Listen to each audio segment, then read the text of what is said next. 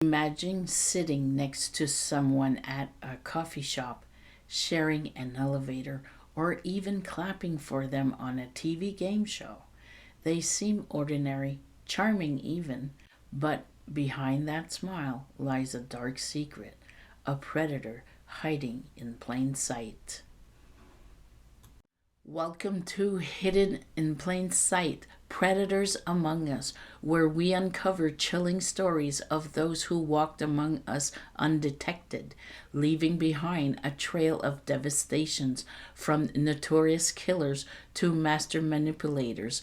These are the people who blend in seamlessly into our lives, all while committing unspeakable crimes.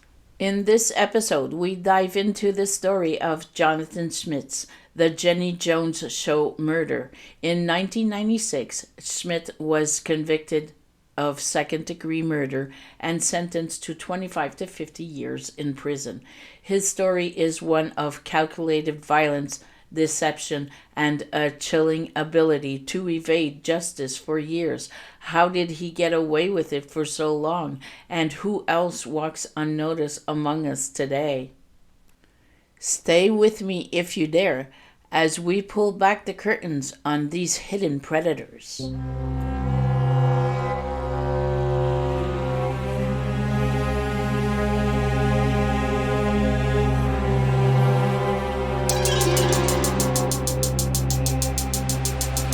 Now let's begin.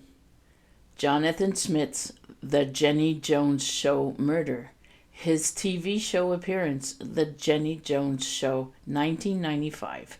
The crime, murder of Scott Amador.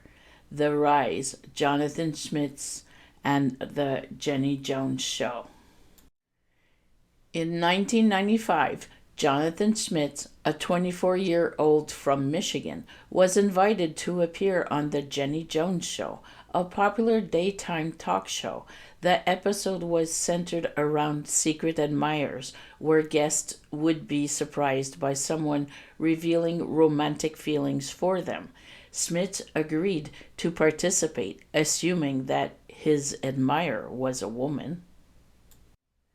However, on the show, Smith was surprised to learn that his secret admirer was a man, Scott Amador, a 32-year-old acquaintance. During the taping, Amador jokingly described fantasies involving Smith, and while Smith laughed it off at the moment, he later stated that he was deeply embarrassed by the public revelation of Amador's attraction. The downfall, the murder of Scott Amador. 3 days after the show's taping, Amador left a suggestive note at Smith's home, further unsettling him. Smith, who had a history of mental health struggles and depression, allegedly felt humiliated by the public revelation and the note. He withdrew money from his bank, purchased a shotgun, drove to Amador's house, and confronted him. In a fit of rage, Smith fatally shot Amador twice in the chest. He then called 911, confessing to the crime immediately. When police arrived, he surrendered without resistance. The trial and sentencing. During the trial, Smith's defense argued that he had been manipulated by the Jenny Jones Show, leading to emotional distress that triggered the violent reaction. His lawyers also claimed he struggled with mental health issues, including bipolar disorder. The prosecution, however, asserted that the murder was premeditated, as Smith had purchased a shotgun and driven to Amador's home with intent. In 1996, Smith was convicted of second-degree murder and sentenced to 25 to 50 years in prison. However, due to errors in jury selection, the conviction was overturned in 1999, leading to a retrial in 1999. He was again found guilty of second-degree murder and sentenced to the same 25 to 50 years. The fallout: legal battle against the Jenny Jones Show. Scott Amateur's family sued the Jenny Jones Show and its producers, arguing that they acted irresponsible by creating an environment that led to Amateur's death in 1999. The family initially won a $29 million lawsuit against the show.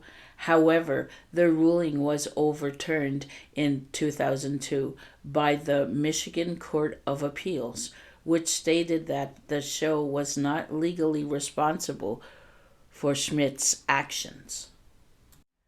The parole and release. After serving 22 years, Jonathan Schmidt was granted parole in 2017 and released from prison. His release sparked renewed discussions about media ethics, exploitation in reality television, and the consequences of public humiliation. The legacy and impact. The case remains one of the most infamous examples of reality TV gone wrong. It raises serious ethical concerns about how far talk shows should go in sensationalizing personal stories. The Jenny Jones Show faced intense criticism and was ultimately canceled in 2003, though its ratings had already been declining. The conclusion. The tragic story of Jonathan Schmidt and Scott Amadeur's highlights the dark side of reality TV shows, mental health struggles, and the consequences of public embarrassment.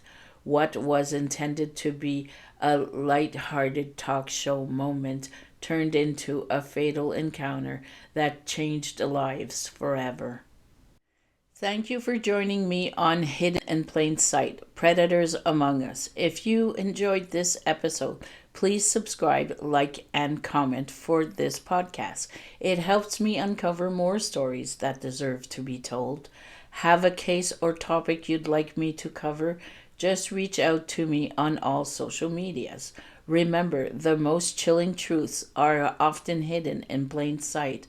And stay vigilant, stay curious, and join me next time as we continue to uncover the predators among us, because sometimes the greatest dangers are the ones you never see coming.